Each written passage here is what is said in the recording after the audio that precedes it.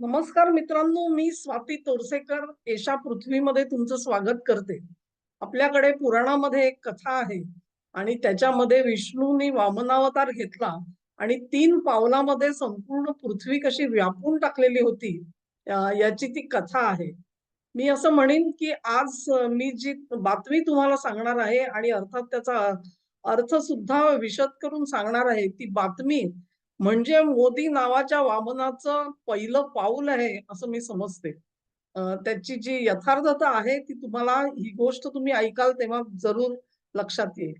सगळ्या आपल्या लोकांचं लक्ष जे आहे ते अमेरिकेच्या निवडणुकीमध्ये, मध्य पूर्वेमधल्या कलहामध्ये असेल, पाकिस्तानमधल्या घडामोडी असतील, युक्रेनच्या युद्धाबद्दल असेल, इराणची पंचायत असेल, चीन काय करणार म्हणून चिंता असेल, या सगळ्यामध्ये गुंतलेलं होतं. तेव्हा ज्याला म्हणतात ना, पडद्याआडच्या हालचाली करत करत मोदींनी एक फार मोठं पाऊल टाकलेलं आहे आणि त्याचं महत्व जे आहे ते अतिशय मोठं आहे.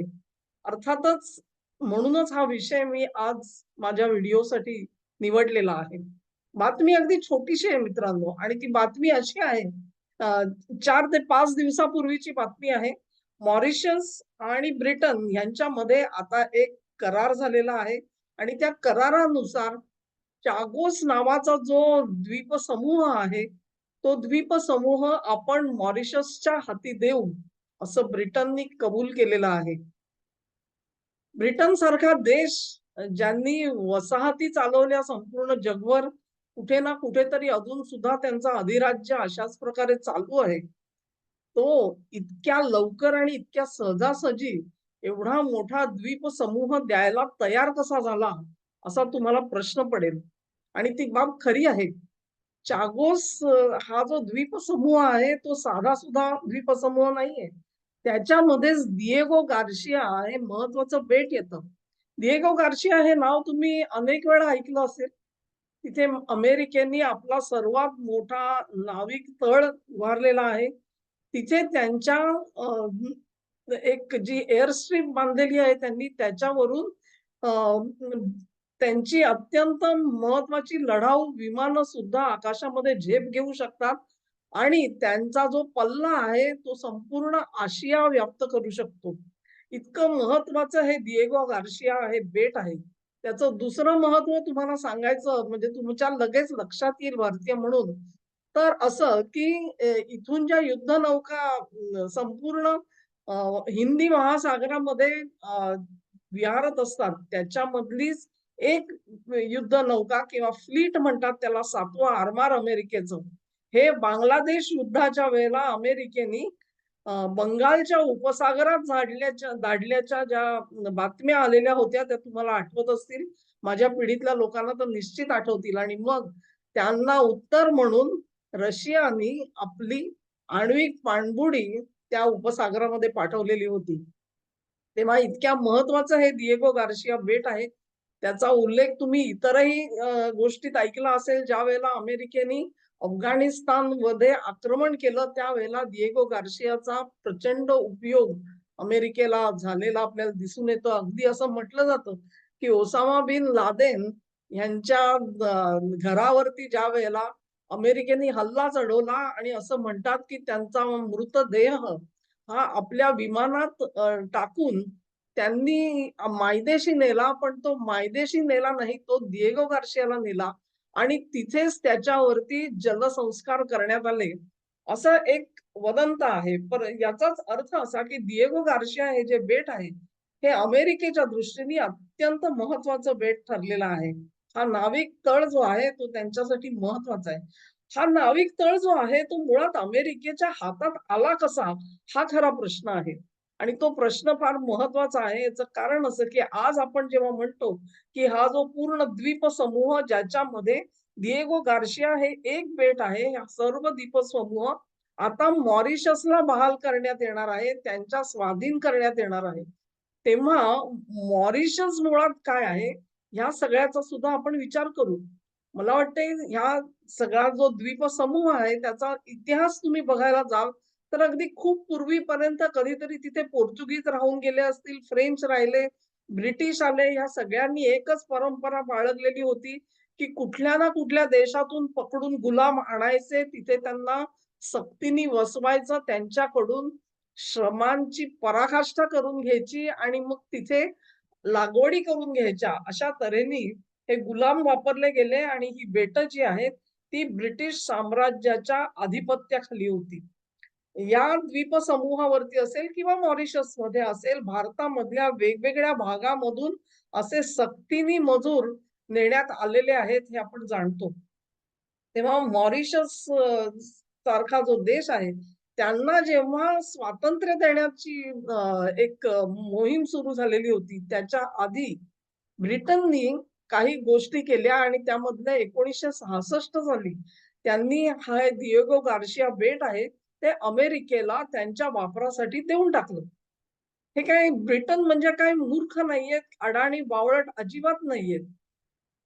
दुसऱ्या महायुद्धानंतर त्यांच्यावरती काही कर्ज तयार झालेलं होतं. अमेरिकेला त्यांना ते कर्ज फेडायचं होतं आणि ते कर्ज त्यांना फेडता येत नाही म्हणून त्याची परतफेड जी आहे ती दिएगो गार्शिया हे अमेरिकनांना देऊन ब्रिटननी पूर्ण केली. म्हणजे गंमत बघा मित्रांनो, की मूळ जो द्वीपसमूह आहे तो मॉरिशसचा. त्याच्या जीवावरती आपल्या देशाच्या डोक्यावरचं कर्ज फेडायचं म्हणून ते बेट कोणाला दिलं तर ते अमेरिकेला दिलं. ते सुरुवातीला असं म्हणतात 50 वर्षासाठी दिलं गेलं आणि नंतर त्याची मुदत जी आहे ती आणखी 20 वर्षांनी वाढवली गेली. काही जण असं म्हणतात की ती 99 वर्षाची सॉफ्ट लीज आहे आणि त्या पद्धतीने अमेरिका तो जो तळ आहे, अमेरिकनांना त्याच्यामधून काही तोटा होणार नाही. जरी हा द्वीपसमूह मॉरिशसच्या ताब्यात आला तरी देखील अमेरिकेचे हितसंबंध त्याच्यात राखले जातील असं निदान आजचं तरी चित्र आपल्याला दिसून येतं. आणि मग ही जी ब्रिटननी चलाखी केली, ती चलाखी किती महत्वाची आहे बघा. 66 साली हा सगळा करार त्यांनी केला आणि मग नंतर 68 साल आलं. त्या 68 सालामध्ये मॉरिशससाठी स्वातंत्र्य बहाल करण्यात आलं. स्वातंत्र्य बहाल केलं त्यावेळेला मॉरिशसनी या द्वीपसमूहावरती आपला हक्क सांगितला होता. परंतु तो हक्क ब्रिटननी मानला नाही. त्यांचे हात पिरगळले आणि सरते शेवटी तुम्ही ह्या चागोस द्वीपसमूहावरती दावा सांगणार नसाल तर तुम्हाला स्वातंत्र्य बहाल करू. अशा पद्धतीची निगोशिएशन्स करून ब्रिटननी अखेर मॉरिशसला तो द्वीपसमूह दिला नाही आणि त्या मॉरिशस हे राष्ट्र म्हणून उदयाला आलं खरं, परंतु हा महत्वाचा भाग जो आहे तो त्यांच्यापासून हिरावून घेण्यात आला. आणि ही कथा जी आहे अशी वर्षानुवर्ष ह्याच्याबाबत मॉरिशस आपली व्यथा मांडत होतं, परंतु त्याला कुठलंही यश येत नव्हतं. कोण ऐकणार? मॉरिशस सारखा छोटासा देश, त्यांचं हे सगळं ऐकण्यासाठी वेळ कोणाकडे होता? हा वेळ होता एका माणसाकडे, त्याचं नाव आहे नरेंद्र मोदी. भारताचे पंतप्रधान झाल्यानंतर मोदींनी जर का काही महत्वाचं पाऊल जर उचललं असेल, तर भारताची जी नाविक शक्ती आहे, ती नाविक शक्ती हिंदी महासागरामध्ये एका वरच्या लेव्हलपर्यंत, पातळीपर्यंत नेऊन ठेवण्यासाठी त्यांनी प्रयत्नांची शर्त केलेली आपल्याला दिसते. आणि त्याच्यामध्येच तुम्हाला दिसून येईल, की भारताच्या किनाऱ्यापासून जवळ असलेलं मालदीव आणि मालदीवच्या दक्षिणेला असलेलं दिएगो गार्शिया हे जे बेट आहे ते सामरिक दृष्टिकोनातून किती महत्वाचं असेल त्याचा तुम्ही विचार करू शकता. पण हे केवळ भारताचं साठी सामरिक महत्व त्याचं आहे म्हणून मोदींनी हे केलं असं आज आपण म्हणू शकत नाही. कारण मोदींनी G20 ची जी बैठक झाली इथे त्याच्यामध्ये त्यांनी ग्लोबल साऊथ हा एक नवा सिद्धांत मांडला. म्हणजेच असा की जागतिक तुम्ही जर का नकाशा बघाल तर विषुववृत्ताच्या दक्षिणेकडे जे सगळे देश आहेत किंवा ते सगळे देश हे साधारणपणे तुमच्या लक्षात येईल की हे गरिबीच्या खाईमध्ये लोटले गेलेले देश आहेत. मग ती दक्षिण आशिया असो, दक्षिण आफ्रिका असो किंवा दक्षिण अमेरिका असो, सर्व देश जे आहेत ह्यांच्याकडे साधनांची लयलूट आहे. परंतु त्यांचा हक्क त्या साधनांवरती आज उरला नाही. कारण ती सगळी साधनं तिथे ज्यांनी वसाहती केल्या त्या वसाहती करणाऱ्या पाश्चात्यांच्या हातामध्ये होती. मोदींनी ह्याच्याकडे लक्ष पुरवलं आणि ह्या सगळ्या दक्षिणी देशांना एकत्र आणण्याचा प्रयत्न केलेला आहे आणि तो एक गट असा तयार करायचा की त्याचं जागतिक राजकारणामध्ये एक वजन तयार होईल, ह्यासाठी शर्थीचे प्रयत्न मोदींनी जरूर केले. आणि मग ह्याच्यानंतर 2017 मध्ये ग्रुप ऑफ आफ्रिका नावाचा हा जो युनो मध्ये एक त्यांनी गट तयार केला. त्याच्यातर्फे युनोच्या जनरल असेंब्लीमध्ये एक ठराव मांडला गेला आणि त्याच्यामध्ये ही जी बेटं आहेत ती ब्रिटननी मॉरिशसला परत द्यावीत असा ठराव झाला. त्या ठरावाला 94 देशांनी पसंती दाखवली, 15 देशांनी विरोध केला आणि जवळजवळ 61 देश आहेत, 60-65, ज्यांनी मतदानावरती बहिष्कार टाकला. आता जरी बहिष्कार टाकणारे लोक असले ते जोडले तरी 94 देशांचं जे होकारार्थी मत आलं ते अतिशय महत्वाचं होतं. युनो मध्ये असा प्रस्ताव पास झाल्यानंतर युनो मध्ये एक तरतूद आहे की अशा पद्धतीचा जो ठराव आहे तो तुम्ही आंतरराष्ट्रीय कोर्टापर्यंत नेऊ शकता. तेव्हा आंतरराष्ट्रीय कोर्टापर्यंत नेण्याचा निर्णय ह्या लोकांनी घेतला आफ्रिकेच्या. आणि मग तिथे कोर्टाला 2 प्रश्न विचारले गेले आणि त्याच्यामध्ये असं आहे की युनोचंच एक रेझोल्युशन आहे. त्याच्यामध्ये जर का एखाद्या वसाहतवादी देशांनी आपल्या वसाहतींना स्वातंत्र्य देण्याचं ठरवलं तर त्या वसाहतीची फाळणी करू नये, अशा पद्धतीचा एक ठराव पास करण्यात आलेला आहे. तेव्हा आंतरराष्ट्रीय कोर्टाकडे ही प्रकरण नेत असताना प्रश्न हा विचारला गेला की मॉरिशसला जे स्वातंत्र्य दिलं गेलं ती संपूर्ण प्रक्रिया जी आहे ती कायदेशीर प्रक्रिया होती का, त्याच्यामध्ये कायदे पाळले गेले का. इथे कायद्याचा अर्थ अर्थातच युनोनी जी काही एक दंडक घालून दिलेले आहेत त्या दंडकांनुसार हे सगळं प्रक्रिया झालेली होती का हे कोर्टाने तपासून बघावं. आणि मग त्यानंतर द्वीप समूह जो आहे चागोस ह्याच्यावरती कोणाची सार्वभौमत्व मान्य केलं जावं हे कोर्टाने सांगावं. मॉरिशसचं आहे का ब्रिटनचं आहे. ही केस जी आहे ही केस चालवली गेली 2019 मध्ये 13 विरुद्ध 1 जज अशा प्रमाणामध्ये निर्विवाद निर्णय आला आणि त्याच्यामध्ये मॉरिशसला स्वातंत्र्य देण्याची जी प्रक्रिया आहे ती कायदेशीररित्या पाळली गेली नाही, त्याच्यामध्ये त्रुटी राहिल्या आहेत हे कोर्टाने नमूद केलं.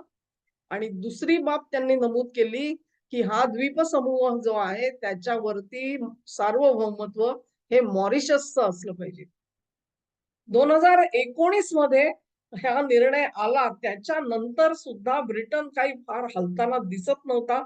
मग त्यानंतर त्याच्यावरती दडपण आणणं, राजनैतिक दडपण आणण्याचं काम सुरू झालं आणि त्याच्यामध्ये भारताने खूप मोठा पुढाकार घेतलेला होता. म्हणजेच ग्रुप ऑफ आफ्रिका या लोकांकडून हा प्रस्ताव मांडायचा, तो पास करून घ्यायचा, पुढे तो आंतरराष्ट्रीय कोर्टापर्यंत न्यायचा, त्यांचं मत आल्यानंतर त्याच्यावरती दबाव निर्माण करायला सुरुवात करायची. ही सगळी जी प्रोसिजर आहे हे भारताने मोदींच्या नेतृत्वाखाली केलं.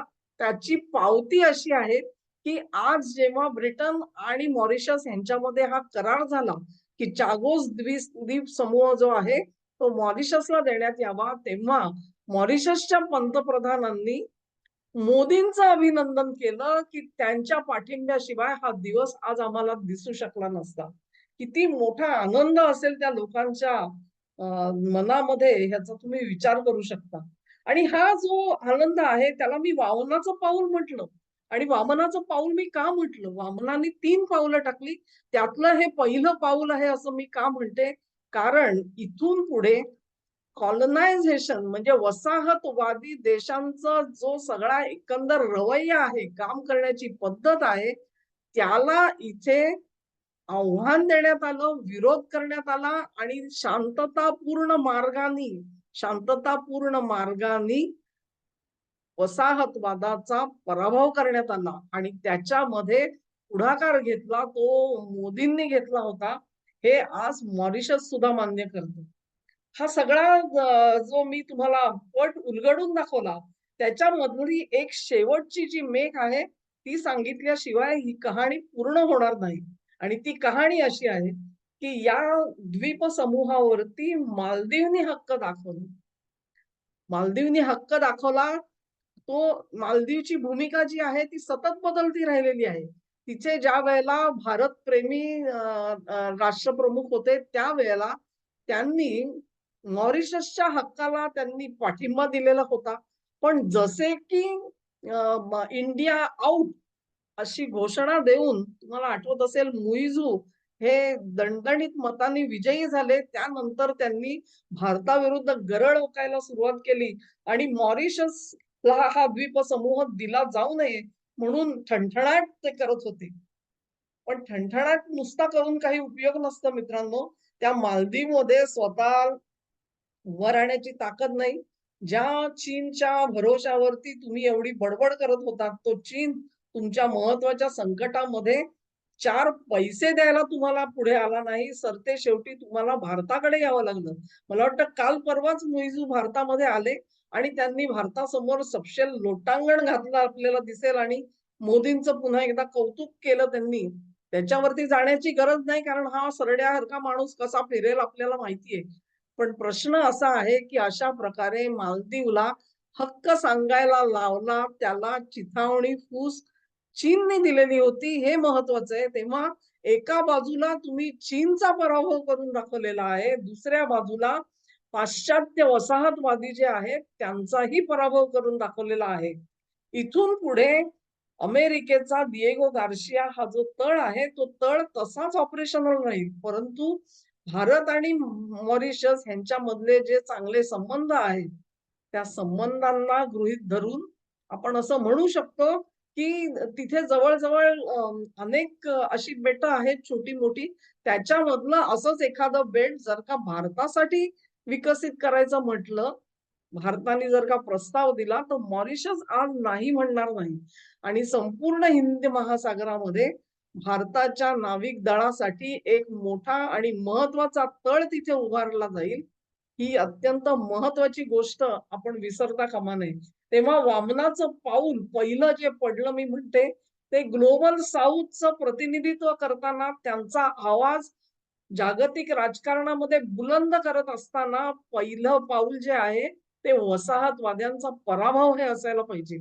आता ह्याच्यापासून स्फूर्ती घेऊन सेशेल्स असेल किंवा तिकडे अर्जेंटिना आणि फॉकलंड बेटं असतील, इतरही अनेक असेच रेफरन्सेस तुम्हाला मिळतील, की ज्याच्यामध्ये त्या देशांच्याही आशा पल्लवित झालेल्या आहेत आणि आपल्यालाही भारत अशाच प्रकारे आपलीच बेटं ही परत मिळवण्यासाठी मदत करू शकेल, ह्या आशा पल्लवित झालेल्या आहेत.